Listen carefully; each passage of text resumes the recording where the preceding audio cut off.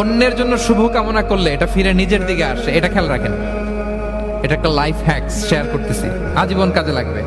অন্যের জন্য যেটাই ভালো কামনা করবেন এটা ঘুরে আপনার দিকে আসবে। অনেকে বলে হুজুর ওর জন্য দোয়া করে আমার কি লাভ? নিজের জন্য আল্লাহ আমারে মাফ করে দাও, আল্লাহ আমারে সমৃদ্ধি দাও, আল্লাহ আমার বেতন বাড়াও, আল্লাহ আমার ব্যবসায় বরকত দাও, আল্লাহ আমার ছেলেরা হাফেজ বানাও, আল্লাহ আমার বউ, আল্লাহ আমার মেয়ে, আল্লাহ আমার আমার আমার সব আমার ভালো আপনি চাচ্ছেন নিজের জন্য, অন্যদের জন্যও চান। আল্লাহ আমার সব ভাইদেরকে মাফ করো, আল্লাহ আল্লাহ আমার গোটা মুসলিম উম্মাকে তুমি বরকত দাও, কল্যাণ দাও, নেতৃত্বে আসার তৌফিক দাও, আল্লাহ সবাইকে সুস্বাস্থ্য দাও। এটা ফিরে আপনার দিকে আসবে।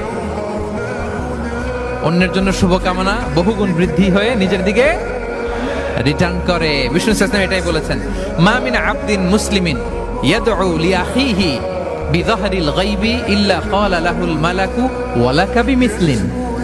কেউ যদি তার ভাইয়ের অনুপস্থিতি তার ভাইয়ের জন্য দোয়া করে, ফেরেশতারা ওই দোয়াটা তার জন্য আগে আগে করে। তাহলে অন্যের জন্য শুভকামনা করলে, দোয়া করলে লাভ না লস?